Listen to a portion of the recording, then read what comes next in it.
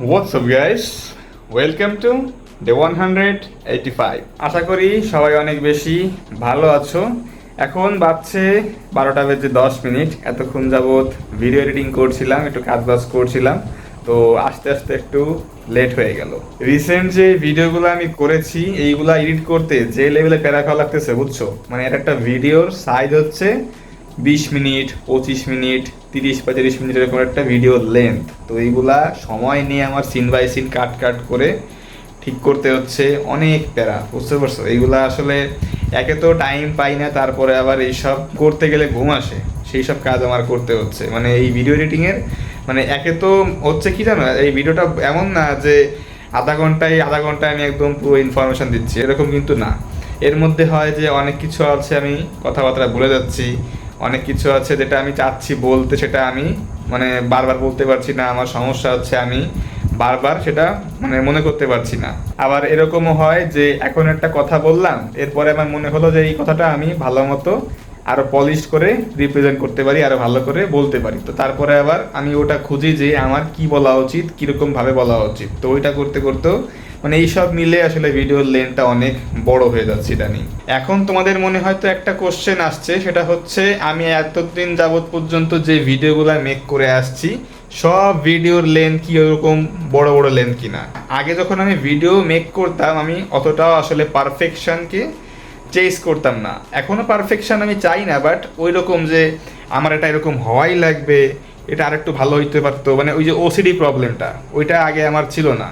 ওইটা আমি ভাবতাম যে না হয়ে গেছে যাক, এরপরে আমি মুভ করি, নেক্সটে কী বলবো এটা নিয়ে ভাবি। বাট এখন হচ্ছে যেটা আমি বলতেছি ওইটা আমার মনের মতো একটু না হইলে আসলে মানে আমি আসলে চাই ডে বাই ডে ইমপ্রুভ করতে, কেননা আমার আস্তে আস্তে সময় যাচ্ছে, আমার মাইন্ডসেটটা হয়ে গেছে যে আমি যদি ভালো করে কোয়ালিটি কিছু দিতে পারি তাহলে আমার সব কিছুই আসলে ভালো হবে। তো বিশেষ মানে ভিতরে সেই ইমপ্রুভমেন্ট মাইন্ডসেটটা অবশ্যই থাকা লাগবে। তো সেটা করতে করতে এখন আমার সেই জিনিসটা বারবার এর একটা সেন্টেন্স বারবার আমার রিপিট যায়। তো এইসব সমস্যার জন্যই রিসেন্টলি এরকম হইতে পারে যে মানে একদম ফাইনাল ভিডিওটার সাইজ মাত্র 6 মিনিট, 7 মিনিট কিংবা 8 মিনিট, বাট সেইগুলার একদম রাফ লেন্থটাই হচ্ছে প্রায় 25 মিনিট, 26 মিনিট। আর তোমরা হয়তো অলরেডি একটা বিষয় খেয়াল করেছো, সেটা হচ্ছে আমি আমার ভিডিওতে থাম্বনেলগুলা একটু চেঞ্জেস নিয়ে এসেছি। এই থাম্বনেলগুলো কিন্তু এআই দিয়ে মেক করা, একটাও কিন্তু রিয়েল না। আমি জাস্ট একটা প্রম্পট দিচ্ছি ভালো, ওই এআই ওইভাবে তোমার সেই কাজগুলো করে দিচ্ছে।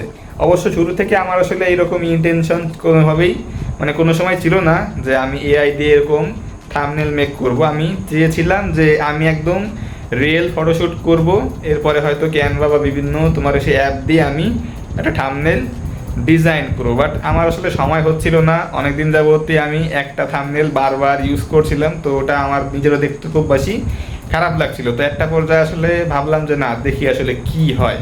আমি জানতাম না যে এআই এত ভালো আসলে থাম্বনেল রেডি করে দেয়। এটা দেখে মনে হচ্ছে খুবই বেশি প্রফেশনাল, লিটারালি দেখে পুরো সারপ্রাইজড হয়ে গেছি। তো এরপরে আমি ভাবলাম যে না এভাবে তো হলে রেগুলারলি থাম্বনেল চেঞ্জ করা যায়, অনেক ভালো ভালো থাম্বনেল নিয়ে কাজ করা যায়।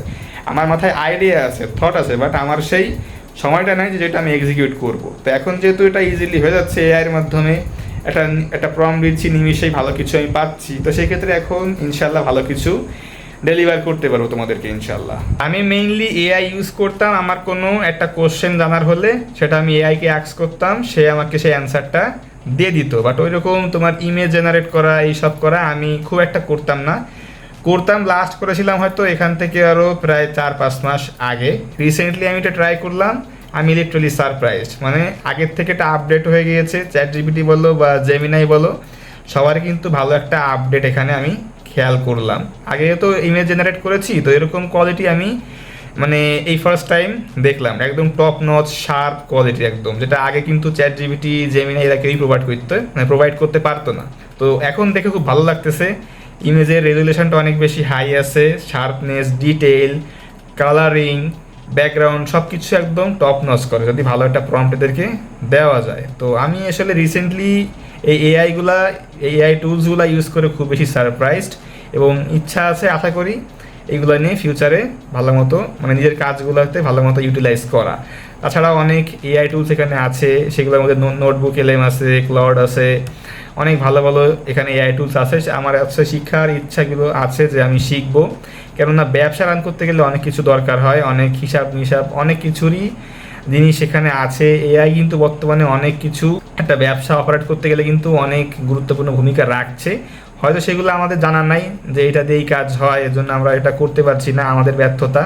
তো সেই ক্ষেত্রে তোমাদেরকেও বলবো যে এইসব নিয়ে ঘাটাঘাটি করো, কাজটা আরও বেশি সহজ হয়ে যাবে। এসব জিনিস নিয়ে যদি একটু টাইম দাও, প্রথমে হয়তো শিখতে একটু কষ্ট হবে, বাট নেক্সটে এই জিনিসগুলো অপারেট করতে অনেক বেশি সহজ হবে। তো আমিও আস্তে আস্তে একটু চিন্তা ভাবনা করেছি পাশাপাশি এইসব জিনিসগুলো একটু আয়ত্ত করার, কেননা দিন শেষে যে ফাউন্ডার তাকেও একটু স্মার্ট হওয়া জরুরি।